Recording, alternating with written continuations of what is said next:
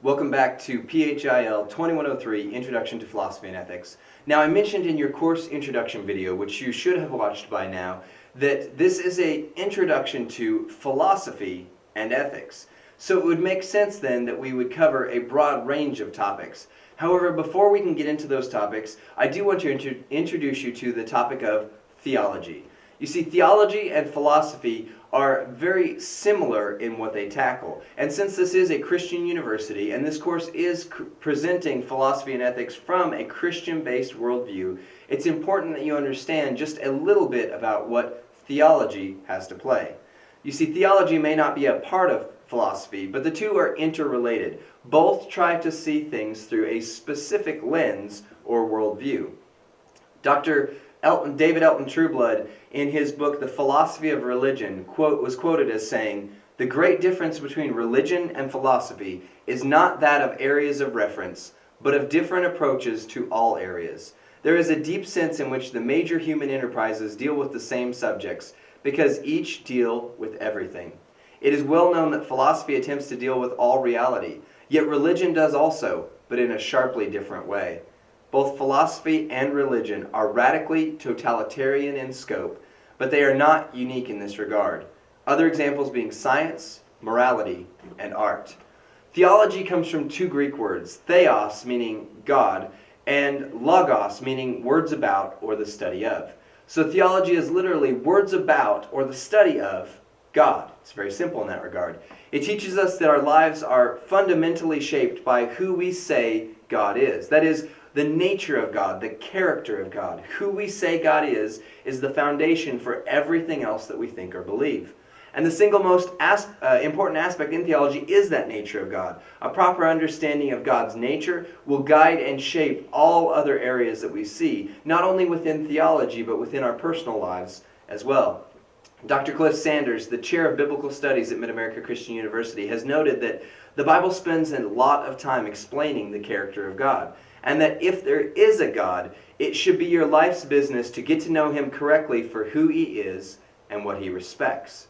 So, for example, in forming a correct view of who God is, we need to understand that God is consistent with the person of Jesus Christ. The Bible says that, in the Bible, Jesus says that I and the Father are one essence. We are similar, the same material, which means that when you see Jesus acting in the Bible, we are seeing how God would act in that instance as well. So when you see Jesus showing compassion to a broken sinner, you know that He shows compassion to us as broken sinners as well. Secondly, God is a God who has our best interests at heart. He is one who cares about what is truly best in our lives. Third, He is a God of holy love. And fourth, He is a God who is consistent with the revelation of Father. There are some recommended texts that you'll see in your lecture slides that will give you a deeper understanding of this. However, I also recommend my own book, Here's How, An Introduction to Practical Discipleship. Allow me to quote from that book just real quickly.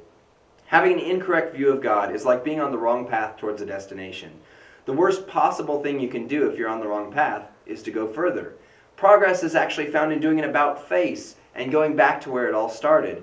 If you have an incorrect view of God, the worst thing you can do is become further devoted to this caricature or image." Dr. Martin Luther King also summarizes this by saying, "I would not conclude without applying the meaning of the text to the nature of God. The greatness of God lies in the fact that He is both tough-minded and tender-hearted. He has both qualities of austerity and of gentleness.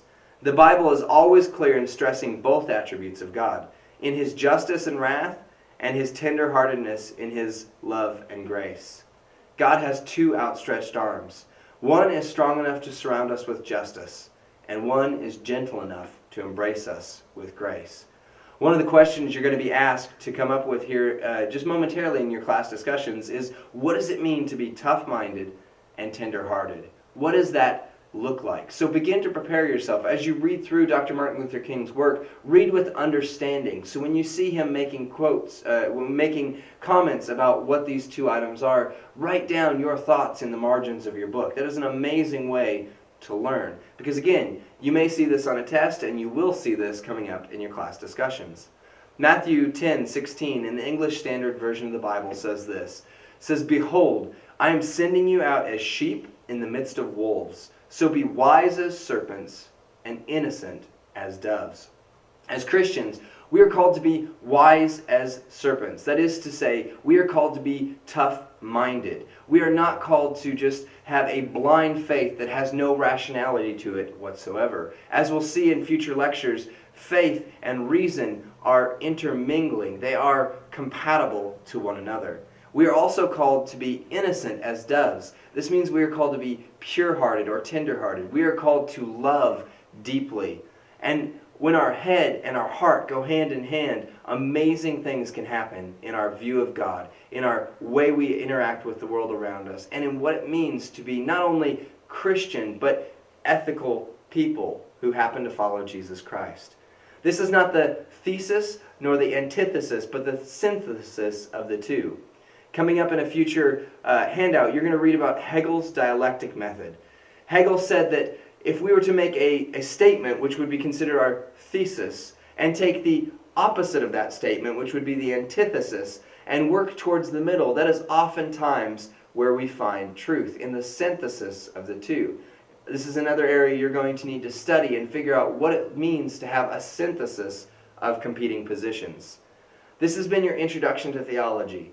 We'll now take an introduction to philosophy and get you into the basics of what this course is about. But again, you need to have this basic understanding of what it means to have a theological worldview. Because as we'll see in the next lecture, your theological and your philosophical worldviews are going to combine to be a lens through which you see the rest of the world, the rest of reality. I'm excited to continue this journey with you. Let's look at the next chapter now.